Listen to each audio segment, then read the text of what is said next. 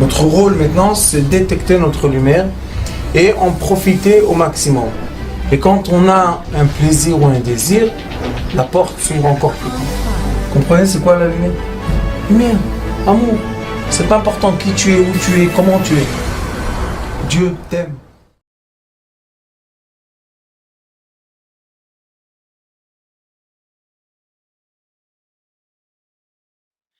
Alors maintenant, on va re-rentrer dans notre texte. Vous vous rappelez, on a dit qu'il y a 4 éléments dans ce monde, le feu, le vent, l'eau et la terre. Et nous sommes maintenant dans l'élément du vent, de l'oxygène.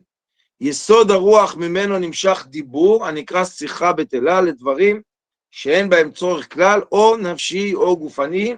On a expliqué la semaine dernière que les gens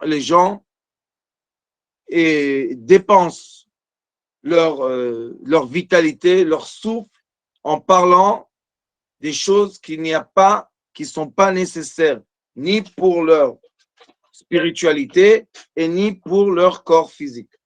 Vetoldotav, et qu'est-ce qui va se découler du comportement qui n'est pas utile avec l'âme de la personne, avec le souffle?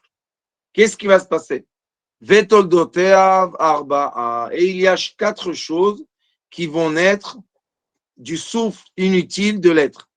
Ven, les daber chanaf. Chanaf, c'est flatter quelqu'un. Ushkarim, dire des mensonges. Ou la shonara, parler. La shonara, il faut savoir qu'est-ce que ça veut dire. C'est pas parler le mal, mais que la parole devient mal. On va expliquer c'est quoi la shonara. Ou les galotes, shvachav la briot, et raconter aux gens les bonnes choses que la personne fait, elle raconte elle-même, pas que les autres. Pas que les autres racontent, mais qu'elle-même raconte. Ou les gadel bifneem. Pourquoi? Parce que je veux que les gens, quand je raconte moi-même les bonnes choses que moi-même j'ai fait, je veux que les gens pensent que je suis quelqu'un de grand. Les gadel bifneem. Maintenant, on va expliquer chacun par lui-même. C'est la base, ce sont les 4 piliers de la parole inutile.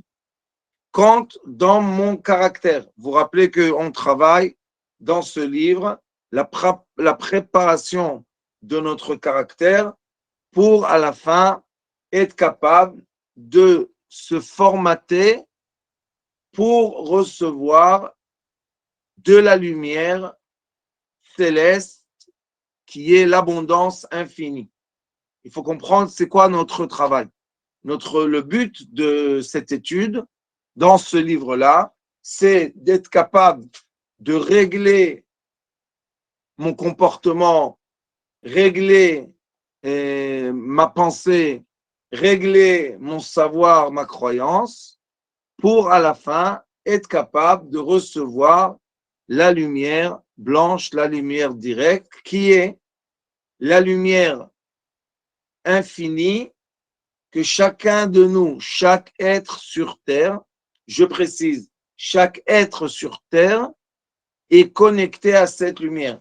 La seule différence est-ce qu'il y a est-ce qu'il y a une paroi qui m'empêche de voir cette lumière malgré qu'elle me fait vivre, ou bien j'arrive à nettoyer la fenêtre et tout doucement permettre à cette lumière de pénétrer mon être. Donc, c'est notre travail. Et un des problèmes les plus grands, c'est que la vapeur qui sort de la bouche de l'être humain, cette vapeur-là se concrétise. Imaginez-vous, une fenêtre, maintenant il fait très froid, et je fais de la buée sur la fenêtre. On voit tous que quand j'enlève l'air de ma bouche, comme l'air est chaud, sur la fenêtre, il va avoir de la buée. La buée, c'est une forme de liquide et je ne peux pas voir à travers. Donc, imaginez-vous l'image que quand je parle des choses inutiles, je souffle sur la paroi qui est la sphère dans laquelle je vis ma propre sphère, et au lieu de souffler ce qui peut nettoyer ma sphère, je souffle de façon que malheureusement, je crée des taches et des épaisseurs qui empêchent la lumière qui existe tout le temps en permanence. N'oubliez pas, Dieu existe tout le temps en permanence et tout ce qu'il veut, c'est nous donner une bonne qualité de vie. Mais nous-mêmes, malheureusement, avec des comportements qui sont influencés par le mauvais penchant, on salit la paroi de notre sphère et c'est pour cela qu'on ne ressent pas la lumière qui est à l'extérieur. C'est exactement comme les rayons de lumière du soleil qui peuvent rentrer dans ma chambre, mais si je vais mettre un rideau et je vais fermer les persiennes, je ne pourrai pas faire pénétrer cette lumière que Dieu nous donne gratuitement. Donc, qu'est-ce qui va créer des épaisseurs qui vont empêcher la lumière de rentrer dans mon être? Une des choses, et on a parlé du feu, c'est la colère, et maintenant, l'orgueil, et maintenant, on est en train de parler du souffle qui sort de ma bouche. Pourquoi c'est interdit de flatter une personne? Un, nous, on ne doit pas le faire. Et deux, la personne ne doit pas accepter d'entendre quand quelqu'un la flatte. Parce que ça ne veut pas dire qu'on ne doit pas parler bien avec une personne. Ça ne veut pas dire qu'on ne doit pas encourager une personne. Ça ne veut pas dire qu'on ne doit pas être poli. Ça ne veut pas dire ça. Ça ne veut pas dire qu'on ne doit pas donner de la force à travers la parole. Vous savez très bien que dans la thérapie lumière, la parole est une partie très importante. L'écoute et la parole, c'est très, très important pour guérir une personne. Donc, ça veut dire quoi flatter? Flatter, c'est parce que je veux te mettre dans l'état d'esprit de l'orgueil. Pourquoi je te mets, moi, celui qui te flatte, pourquoi je te mets dans l'état d'esprit d'orgueil et de grandeur et d'imagination? Parce que je veux quelque chose de toi. Il faut comprendre, c'est quoi flatter? Flatter, c'est quand je te donne des compliments, j'y crois pas tellement, mais je sais que quand tu vas être très content parce que chaque fois que je te vois, je te donne des compliments, à la fin, tu vas faire ce que je te demande pour moi. Il y a flatter, c'est pas quand quelqu'un donne un compliment et il veut rien de vous. Oui, il vous dit, vous avez fait un bon travail, c'est très très bien, vous avez fait un très bon travail. Mais si la personne, par exemple, elle travaille chez vous, vous êtes le chef d'une équipe, et vous avez une des personnes de l'équipe qui n'arrête pas de flatter. Oh, comme vous êtes joli, oh, comme vous êtes intelligent, oh, comment vous êtes comme ça, comme ça, comme ça, comme ça. C'est parce qu'elle a un intérêt. Et malheureusement, on a vu dans l'histoire de l'être que les gens qui étaient les plus proches de nous étaient les gens qui étaient les plus dangereux pour nous. Et c'est une des raisons pour lesquelles, quand vous allez voir les gens qui sont des leaders, des grands leaders, l'équipe qui les a emmenés au pouvoir va être la première équipe qu'ils vont éliminer ou éloigner d'eux. Et c'est d'un côté très douloureux d'être quelqu'un à côté de quelqu'un et l'aider et l'encourager et lui donner de la force jusqu'à quand qu'il arrive au but et qu'il prend le pouvoir. Et après, avoir ce comportement, on va dire égoïste, et que la personne qu'on a emmenée au pouvoir va nous renvoyer et va nous remplacer par d'autres personnes. La raison est simple. C'est parce que ceux qui m'ont vu, écoutez bien, je vais dire quelque chose de positif. Ceux qui m'ont vu en bas, pas dans le pouvoir, et qui m'ont connu quand je voulais être dans le pouvoir, ne peuvent pas je parle de la majorité des gens, ne peuvent pas, et ce sont les seules personnes qui me connaissent, ne pas étant dans le pouvoir, qui peuvent raconter sur moi des choses qui vont me faire perdre mon pouvoir. Et toujours, malheureusement, les plus grands ennemis de l'être étaient ses plus grands amis. Toujours. C'est affreux de le dire, c'est très douloureux, mais c'est la vie. Alors nous avons un sage dans la Torah qui s'appelle Rabbi Yehuda Chassid. Et Rabbi Yehuda Chassid a dit, ce que tu ne dis pas à ton ennemi, ne dis pas à ton ami. Écoutez bien, ce que tu ne dis pas à ton ennemi, ne dis pas à ton ami. Pourquoi? Pourquoi il dit ça? J'ai un ami de cœur, je veux tout lui dire. Je ne peux pas tout lui dire. Pourquoi? Parce que il peut se renverser à devenir ton pire ennemi. Et encore, il y a un extrait dit dans la Torah, oral, Lo tisna et achicha bilvavcha ki achicha hu. Il y a un commandement négatif qui dit, tu ne peux pas haïr ton frère car c'est ton frère. Donc, qu'est-ce que ça veut dire? Ça veut dire que naturellement, nous avons l'amour des frères, mais malheureusement, quand on grandit, les frères, le terme qui s'appelle mon frère, malheureusement, beaucoup de fois disparaît et on devient des êtres humains adultes. Et quel est le problème avec le frère? Le problème, c'est que le frère t'a vu petit et il t'a vu grandir, mais il ne t'a pas vraiment vu grandir parce qu'il ne vit pas avec toi jour à jour, côte à côte, sauf s'il y a des frères qui travaillent ensemble et qui se connaissent et ils sont fidèles. Mais si malheureusement le frère n'a pas grandi avec toi, c'est lui, écoutez bien ce que je vous dis, c'est le seul qui peut te haïr vraiment. Pourquoi? Parce que c'est ton frère. C'était quelqu'un de proche. Quelqu'un de loin ne peut pas nous haïr. C'est seulement quelqu'un de proche qui peut vraiment avoir la haine vers nous jusqu'à malheureusement aller à nous tuer. C'est seulement quelqu'un de proche.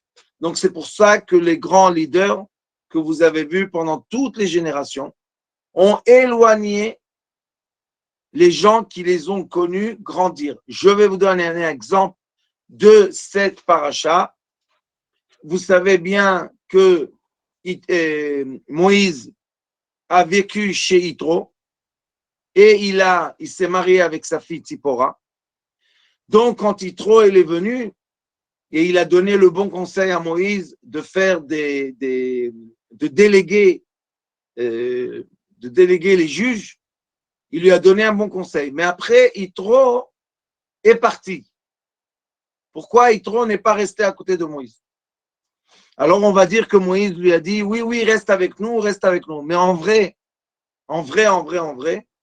Moïse ne pouvait pas avoir Yitro à côté de lui parce que Yitro était plus âgé et parce que Yitro, quand Moïse est né, était déjà un des sages qui donnait les conseils à Pharaon. Donc, Moïse avait à côté de lui quelqu'un qu'il ne le connaissait pas, Moïse, le grand leader, mais il a connu Moïse, celui qui s'est sauvé de l'Afrique et qui était 40 ans dans le désert. Donc, il a connu de l'âge à peu près de 40 ans ou 30 ans ou 50 ans et jusqu'à l'âge de 80 ans quand Moïse a dit à Yitro, je dois aller délivrer le peuple d'Israël. Donc, vous voyez que ce phénomène, que ceux qui sont les plus proches peuvent devenir les plus dangereux, c'est un phénomène de la nature parce qu'on ne peut pas haïr ou être jaloux, vraiment jaloux, de quelqu'un qu'on ne connaît pas. C'est quoi quatre hanafim? C'est quoi ceux qui te flattent? Ce sont des gens proches.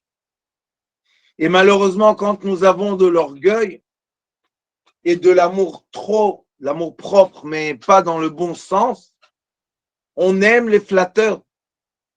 On veut que les gens nous flattent. Et comme on a dans la Megillah de Esther pour Purim, on voit que comment Aman est arrivé au pouvoir, de réussir de recevoir la bague du roi pour être capable de signer un contrat dans 127 pays du roi Achashverosh, exterminer, tuer tout le peuple d'Israël, les enfants, tout le monde, tout le monde, tout le monde, tout le monde. Comment il est arrivé à ce pouvoir? Comment il a eu tellement de pouvoir? Parce que il n'arrêtait pas de flatter Achashverosh. Et comme Achashverosh, le roi Achashverosh, n'était pas un roi descendant de roi, mais il était quelqu'un qui a pris le royaume par la force de la guerre, donc il n'avait pas en lui, je ne sais pas comment on dit ça en français, mais peut-être le mot c'est la dignité. Le roi Achashverosh n'avait pas la qualité, les qualités ou les éducations de roi. C'était quelqu'un qui a fait la guerre, c'est pas quelqu'un qui est le descendant de roi. Donc lui, quand on lui a donné beaucoup d'estime et de respect par la bouche de Haman, qui n'arrêtait pas de le flatter, il a cru en ça. Et ça lui a donné beaucoup de bien-être. Mais s'il serait un descendant de roi, et vous allez voir dans la Megillah de Purim, quand on lit, vous allez voir que la chose, le conseil qu'a donné Haman à Achashverosh était, tue Vashti, tue ta femme. Mais la femme de Achashverosh, c'est elle qui était descendante d'une alignée de rois. Alors pourquoi il a demandé de la tuer? Parce que si elle était encore en vie, il n'aurait jamais pu prendre cette place pour devenir le conseiller général du roi et faire ce qu'il veut parce qu'il a reçu la bague du roi. Donc on voit que être flatté et recevoir des compliments qui vont nous gonfler l'orgueil, c'est parce que nous sommes des ignorants. Je répète, ceux qui aiment être flattés, recevoir des compliments, je vous dis l'exagération, je ne parle pas de bonnes choses quand quelqu'un te dit tu es bien, tu es comme ça, c'est bien, mais pas flatter, pas gonfler l'orgueil de la personne. Et ceux qui aiment, on appelle ça les esclaves, autour d'eux, qui n'arrêtent pas de les flatter, c'est parce que eux-mêmes, ce sont des ignorants. Parce que si on est quelqu'un d'intelligent et on vient d'une descendance qui a la valeur, une vraie valeur, on n'a pas besoin d'être flatté. On connaît nos valeurs sans être flatté. Mais quand on est un ignorant, quand on est quelqu'un qui va devenir quelque chose qui n'a pas hérité de sa famille, il va mettre autour de lui des gens qui vont le flatter, mais il ne comprend pas du tout que la fin de ces compliments, c'est quoi? Malheureusement, renverser le pouvoir, prendre le pouvoir et être les gens qui sont les plus proches et les plus dangereux. Mais je parle encore une fois d'un système dans lequel celui qu'on flatte est un orgueilleux et celui qui flatte est aussi pour l'orgueil. Mais il y a l'autre côté, l'autre polarité de ce phénomène, qui est une bonne polarité, qu'on dit que le père jalouse jamais son fils et le maître jalouse jamais son élève. Cela veut dire que quand on est dans le bon sens de la parole, au contraire, à travers la parole, le maître veut que son élève soit plus grand que lui. Au contraire, le maître a la joie de voir que l'élève a pris ses ailes et il est devenu grand, même beaucoup plus grand. Pourquoi? Parce que ça veut dire que le maître était un bon maître. Et on dit en anglais, pupils became masters. que l'élève devient un maître. Ça, c'est dans la bonne alignée des choses. Ou bien le père veut voir que son fils est beaucoup plus doué que lui. Ça, c'est quand on a les bonnes midotes, le bon comportement. Mais malheureusement, il y a beaucoup de fois qu'on est à l'université, on étudie, et on voit que notre professeur nous envie. Notre professeur nous fait du mal. Il essaie d'arrêter notre progrès. Pourquoi? Parce qu'il est jaloux de voir que son élève va au-delà de lui, que son élève a une compréhension beaucoup plus profonde ou beaucoup plus élevée. Donc ça, c'est le côté négatif. Le côté positif est, au contraire, le professeur doit devenir une échelle, ou le père doit être l'échelle sur laquelle monte le fils ou l'élève et atteint des degrés plus grands. Ça, c'est la joie d'un père et la joie d'un maître de voir que ses élèves sont beaucoup plus développés qu'eux. Ça, c'est le bon côté. Le mauvais côté est que malheureusement, l'élève s'approche de vous, vous flatte, vous flatte, vous flatte. Comme vous êtes ignorant, vous avez de l'orgueil, de l'orgueil, de l'orgueil. Et un jour, celui qui a gonflé le ballon, c'est celui qui va piquer le ballon et il n'y aura plus de ce ballon. Faire très, très attention. Et plus on gonfle le ballon, et plus la paroi du ballon est fragile, et plus c'est facile de exploser ce ballon. Et un ballon qui n'est pas du tout gonflé, tu peux le piquer combien que tu veux, il n'y a rien qui sort parce que de toute manière, il est rien à ses yeux. Et ça, c'est la force des gens qui sont humbles ou les gens qui connaissent le point zéro. Comme dans le point zéro que je vous enseigne à l'école, nous sommes dans nos propres valeurs. On n'a pas besoin d'être flatté pour les autres pour reconnaître nos propres valeurs, qui n'est pas de l'orgueil, qui est tout simplement une reconnaissance des valeurs. Donc, quand je suis dans ma propre reconnaissance de mes propres valeurs et comment je vais voir est-ce que j'ai des valeurs ou pas, je vais être en relativité avec les paroles de nos sages. Par exemple, si entre vous, il y a quelqu'un maintenant qui comprend ce que je dis, vous allez faire très attention. Pourquoi quelqu'un dans le travail me flatte autant? Qu'est-ce qu'il veut? Et je dis encore une fois, pas dire des vérités, mais gonfler la personne, l'orgueil. Il veut tout simplement ta place. Et moi-même, je dois voir, est-ce que je flatte quelqu'un parce que je veux sa place, ou bien je lui donne des compliments parce que je veux que lui soit plus grand que moi. Vous avez ici un outil magnifique de référence. Et quand on commence à utiliser les vraies références de la Torah, on est content parce qu'on se met sur la lignée divine. Et comme on sait très très bien que notre comportement, nos caractères, c'est quelque chose de spirituel qui va se manifester dans la matière, mais c'est le début de nos caractères, c'est une influence spirituelle. Je peux savoir, d'après les outils qu'on étudie ensemble, je peux savoir est-ce que je suis influencé par le bon côté ou par le mauvais côté. Si je vois que j'arrête pas de flatter, ou bien, je vais dire quelque chose, je demande pardon, vraiment pardon.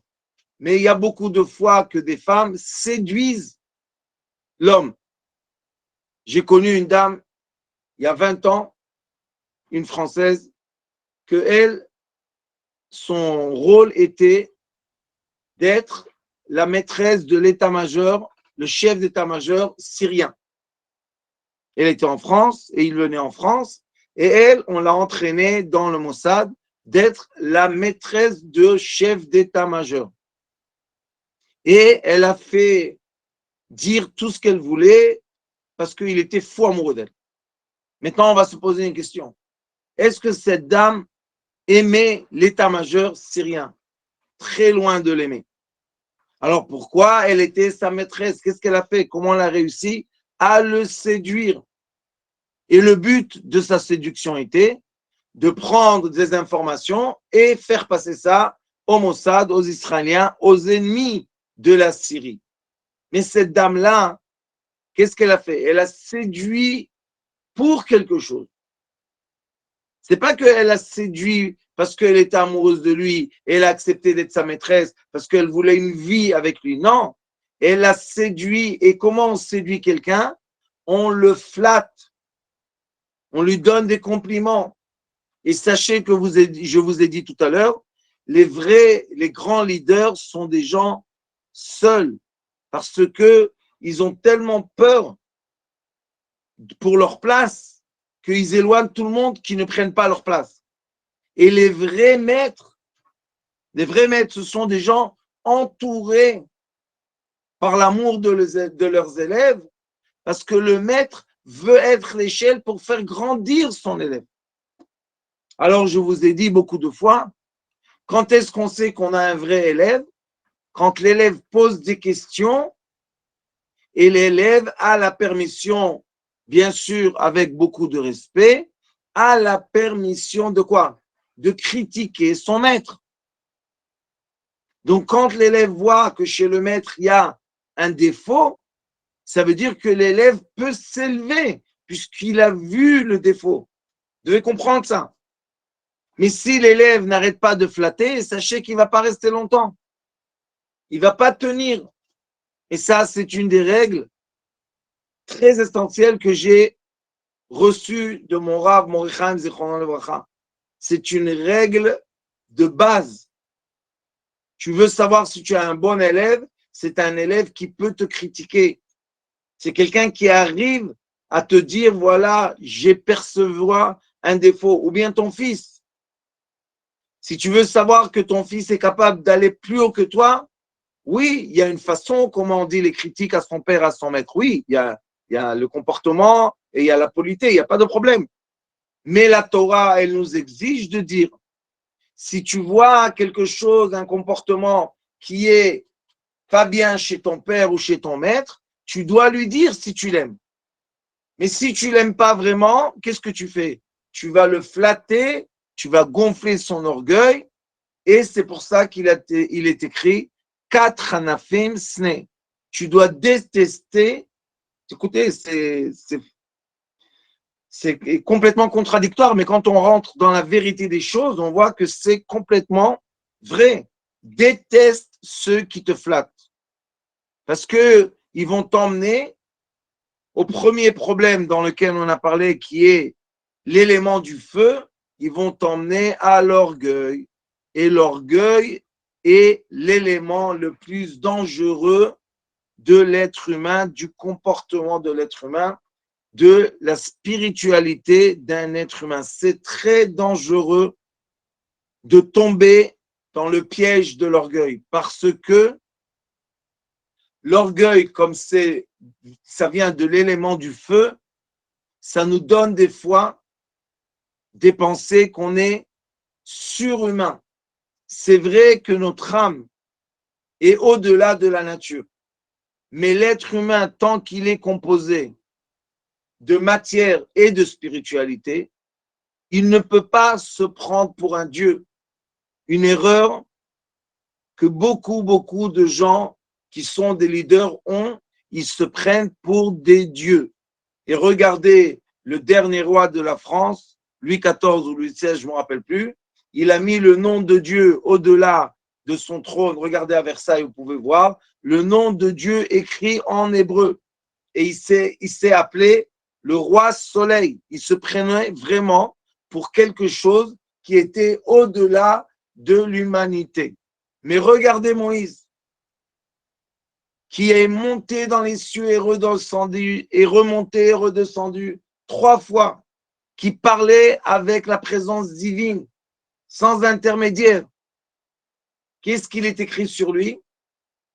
Son frère et sa sœur l'ont critiqué d'avoir été marié avec qui? Aïcha Kouchit. d'avoir été marié avec Tzipora. Ils l'ont critiqué. Et Moïse, qu'est-ce qu'il a fait? Il s'est tué. La Torah, qu'est-ce qu'elle dit? Vaïsh Moshe Anav. Moshe était quelqu'un de humble. Malgré qu'il pouvait, avec sa parole, tuer tout de suite son frère et sa sœur. Non. Moshe Rabbeinu Moïse était un vrai leader. Il a dit à Hachem, je veux mon frère et ma sœur à côté de moi, malgré qu'il ne les connaissait pas. Parce qu'il savait que les gens les plus proches, ce sont les gens qui peuvent vraiment te critiquer. Et je veux vous donner un conseil de vie. Quand on est marié, à la grâce de Dieu, on est critiqué. La seule personne qui peut vraiment nous critiquer est ou notre femme ou notre mari.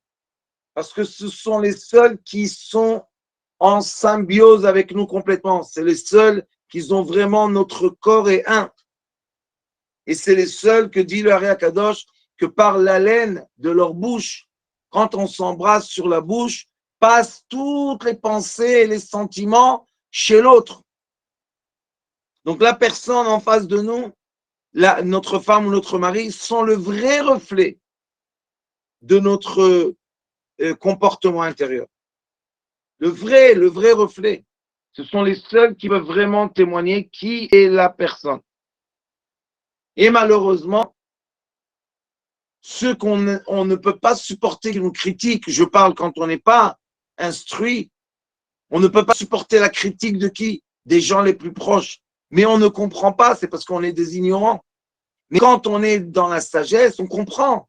Au contraire, la critique est la vraie amour. Flatter quelqu'un, c'est en vrai le détester. Parce que qu'est-ce que je fais? Je le mets, malheureusement, je le mets dans l'état d'esprit le plus rejeté par Hachem. C'est quoi? C'est l'orgueil. Il est écrit qu'on ne peut pas être deux orgueilleux dans un endroit. Donc, si on emmène quelqu'un à l'orgueil, on est en train de le détruire.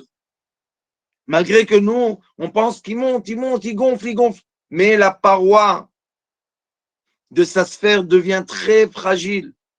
Et c'est pour ça qu'il commence à avoir des comportements. Malheureusement, beaucoup de grands leaders étaient des schizophrènes. Ils avaient peur de tout le monde autour d'eux. Regardez la autobiographie de Staline, de Hitler, de Mussolini. Vous allez voir qu'ils ont cherché tout le temps de l'orgueil et ils tuaient tout le temps les gens les plus proches. Tout le temps, ils tuaient les gens les plus proches d'eux. Pourquoi? Parce qu'ils avaient peur d'avoir quelqu'un le plus proche qui va renverser le pouvoir, qui va leur prendre leur pouvoir. Donc, l'air qui sort de notre bouche gonfle la personne qui est en face de nous et il faut faire attention. Ou bien je te donne de l'air positif pour que tu deviens plus grand que moi, et ça c'est très très bien, et c'est comme ça qu'on doit éduquer nos enfants, qu'on ait des enfants qui soient plus affinés que nous, qui ont plus d'outils que nous pour traverser la vie. Hier, j'ai donné un cours à mes enfants, et ma fille, elle m'a dit, papa, tu nous enseignes des choses, mais toi, tu as 50 ans, et nous, 52, et nous, elle a 12 ans. Je lui ai dit, tu sais, ma fille, quand je suis venu chez Morichaim, j'avais 24 ans, il avait 107. J'ai dit, tu comprends, j'ai eu la joie de faire un saut de 83 ans. Je lui ai dit, toi, tu étudies aujourd'hui des choses qu'une fille normale de 12 ans n'étudie pas. Donc, au contraire, je te donne mon expérience de vie pour que toi, tu commences ta vie avec des outils beaucoup plus élevés, beaucoup plus fins, beaucoup plus qui vont t'emmener à toi à être beaucoup plus grande et beaucoup plus affinée que ton père.